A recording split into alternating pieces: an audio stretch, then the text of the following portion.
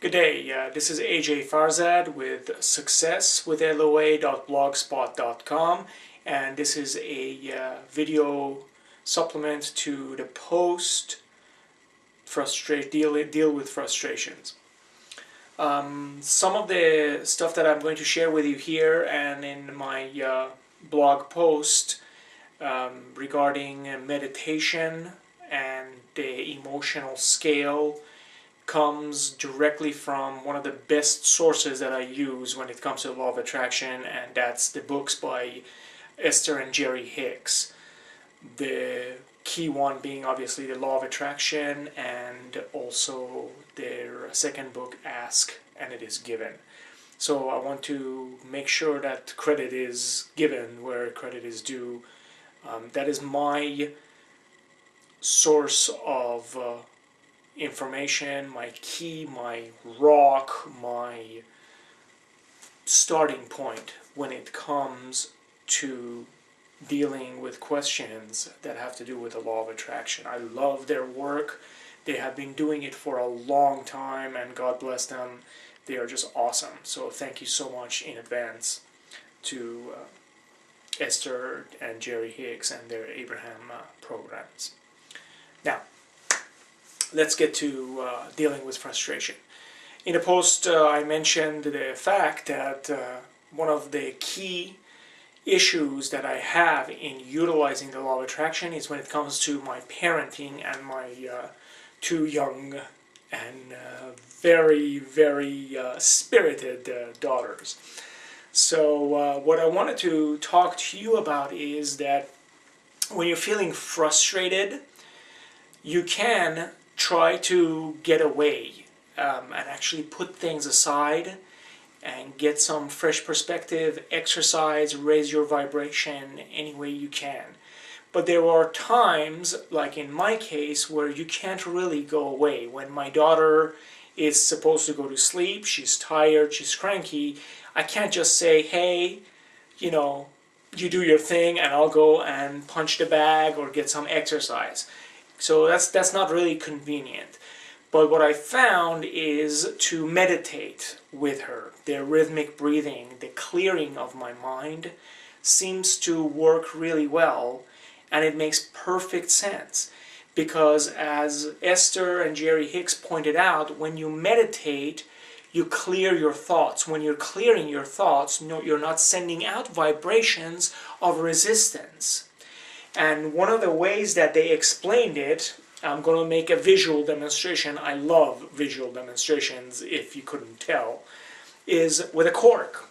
Let me go ahead and come a little bit closer. So, we have a cork, and this cork is our natural state. In our natural state, we are joyful. We are floating, as you will. When we have resistance, resistance actually pushes down on our cork. And that's when we are sending out negativity. That's where we're preventing ourselves from receiving. If we can lift and let go of the resistance, our cork pops up. That's our natural state, is to be joyous, is to be abundant, is to receive everything. But it's a bit hard when you are dealing with challenges like a 2-year-old throwing a tantrum. Now this could be anything that you have in your life that you find frustrating. Frustration on this scale that Jerry and Esther Hicks dictate is the tipping point going down to the negative area of the spectrum. When you meditate, you're concentrating on thoughts that do not lead to anything. Researchers say that we have over 60,000 thoughts a day, so it's obviously difficult to completely shut down your brain unless you've been meditating for years and years. And even then, I'm no expert, but even then I would bet it's pretty difficult to just completely clear your mind for any length of time. But the concept of meditation is that you're concentrating on something that does not lead to other thoughts. And it kind of neutralizes, and it kind of puts you at a calm, neutral way where you're not concentrating on any of the resistance, so your cork pops up, and voila. When you have acceptance, when you have openness to receiving, you're sending out positive vibrations. When you're sending out positive vibrations, by the law of attraction, more and more opportunities will come for you to experience that positive vibrations and positive things. So that's why I use the meditation to put my baby to sleep, and I tried it now for three continuous nights, and it worked really well. So I'm hoping that now that I am in Canada this week, my wife is having success doing the same thing. Because when I relaxed, the situation that was frustrating me relaxed. In this case, it was my daughter.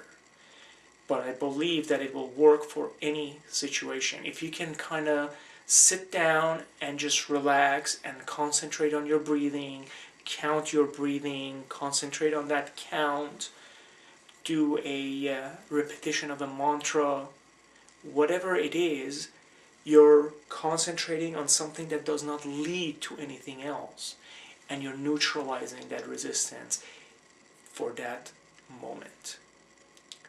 And again, Esther and Jerry Hicks mentioned that it only takes 67 seconds of attention to something for your vibration to start that something coming towards you. So try it. Next time that you have something that is frustrating and you can't really go out and do something else and raise your vibration or pump up the music and just get into the groove of things, try meditating for a little bit. It doesn't have to be all, mystical, lotus position in a Buddhist monk. No, just sit down comfortably, count your inhale and count your exhale. And when your thoughts drift, don't get pissed off, don't get upset. Just acknowledge that you drifted, come back to your counting, breathe, breathe. In addition to actually getting the frustration out of the way and raising your vibration, meditation is awesome for your health, for your concentration, for your vitality and energy. So I hope you enjoyed this blog post as well as the post this Tuesday. Feel free to share this and, of course, either comment here or on our Facebook page. Thank you so much, and I will talk to you next week.